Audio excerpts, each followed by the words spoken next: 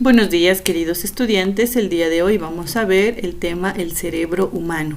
Objetivo: conocer las cortezas del cerebro humano.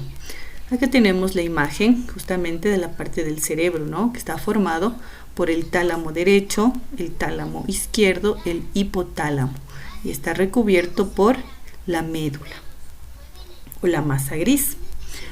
A lo largo del proceso evolutivo, el cerebro humano ha alcanzado un elevado grado de desarrollo que ha permitido mayor perfeccionamiento en sus funciones. Además, el cerebro tiene esa capacidad de raciocinio que nos hace diferentes con otros animales. Nos dan esa capacidad de razonar y emitir un comentario, un criterio que haya sido pensado y haya sido procesado por nuestro cerebro. El cerebro humano consta de dos hemisferios cerebrales, el derecho y el izquierdo. El hemisferio derecho y el izquierdo. Recuerde que el hemisferio derecho controla la parte izquierda de nuestro cuerpo y el hemisferio izquierdo controla nuestra parte derecha. Es como que fuera cruzado. Está dividido por un cuerpo calloso. Aquí es de aquí. Tenemos el cuerpo calloso, que es una densa masa de fibras nerviosas. La corteza cerebral es la parte del cerebro donde se integra información, donde van a llegar a y se elaboran las respuestas. La corteza cerebral es lo que va a cubrir a nuestro cerebro. Y se lleva a cabo por dos procesos de la memoria y el razonamiento. Por esta razón existe una relación directa entre la superficie de la corteza cerebral y el grado de perfeccionamiento de las funciones cerebrales. Para aumentar esta superficie se han desarrollado unos repliegues denominados circunvoluciones cerebrales. ¿Ya? Esta parte contiene como las circunvoluciones cerebrales que aparecen en los mamíferos. El grado de estas en el ser humano hace que la corteza cerebral tenga una superficie de 2.500 centímetros cuadrados. La corteza está dividida en lóbulos, que son zonas delimitadas o limitadas por unos surcos y que reciben el nombre del hueso del cráneo más cercano. Por ejemplo, en la parte frontal, parietal en la parte superior, temporal en la parte de los oídos y en la parte posterior, occipital. Existen distintas áreas de la corteza las cuales van a desarrollar funciones especializadas. Acá tenemos las funciones de acuerdo a la corteza. La corteza motora. Acá tenemos la corteza motora y está representado con un color rojo. La corteza motora controla el movimiento de los músculos esqueléticos que se localizan en el lóbulo frontal. La corteza sensorial, tenemos acá, recibe los estímulos del tacto. La temperatura, el dolor, el gusto se sitúa en la parte superior del lóbulo parietal. Ya, parietal justamente se ubica acá. Y como la palabra lo dice, corteza sensorial está relacionado con los órganos de los sentidos. Acá va a llegar toda la información de dolor, de la visión, del olor, inclusive del gusto. La corteza visual. A ella llegan las sensaciones visuales. Ocupa el lóbulo occipital, es decir, la parte posterior de nuestro cerebro. Va a llegar la corteza visual en la parte posterior, justamente en el lóbulo occipital. Aquí se encuentra el hueso occipital y también se encuentra la corteza visual, que va a llegar la información visual. Tenemos la corteza auditiva.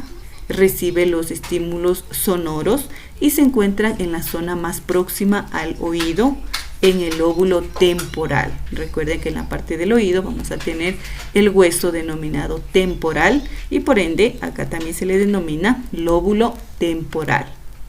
Y la corteza de asociación Existen otras áreas de la corteza cuya función es relacionar la información que recibe el cerebro acerca del medio con las emociones, la memoria y el aprendizaje. Estas zonas se localizan en el lóbulo frontal, el temporal y el occipital, aunque el mecanismo de los procesos que tiene lugar en ellas está todavía en estudio, ¿ya? Entonces están asociados y tenemos la parte frontal, la parte occipital y la parte temporal, la corteza de asociación, que ayudan a relacionar toda la información. En la parte central del encéfalo se encuentran dos estructuras formadas por sustancia gris, el tálamo y el hipotálamo, que participan en los procesos de integración y procesamiento de los estímulos.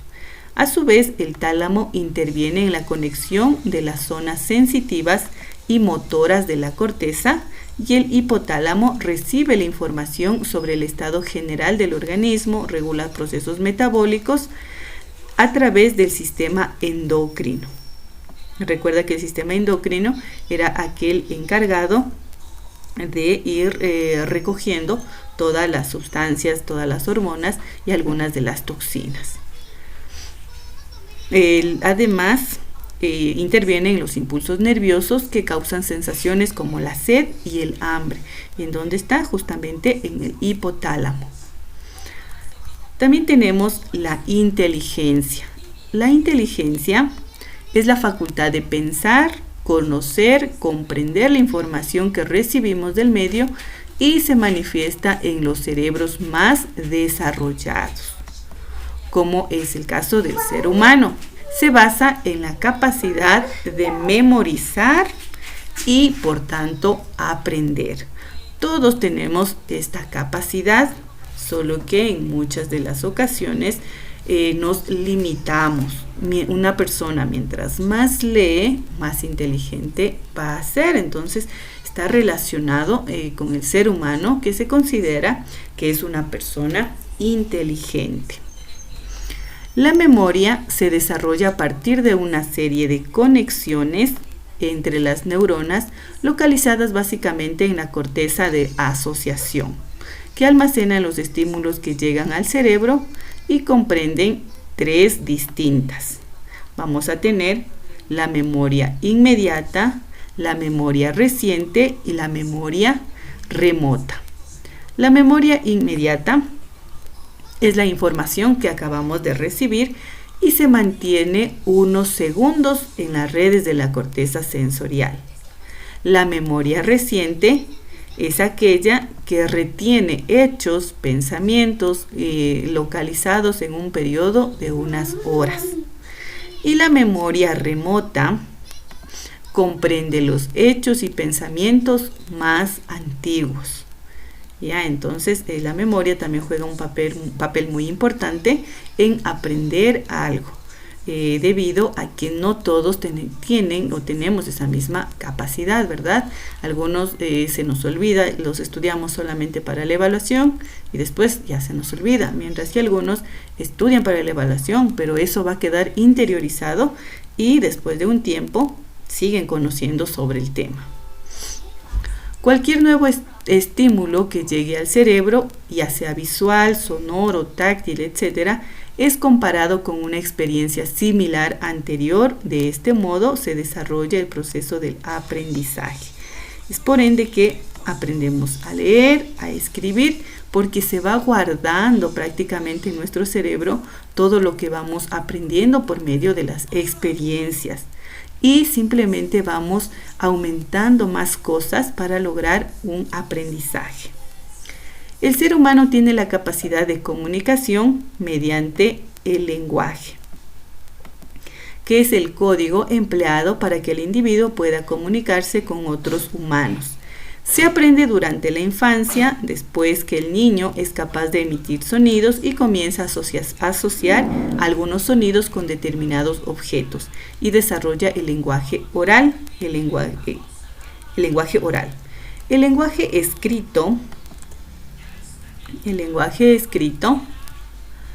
se aprende en una fase de maduración posterior en el caso de los niños. Así la memoria es la base para permitir el aprendizaje del lenguaje.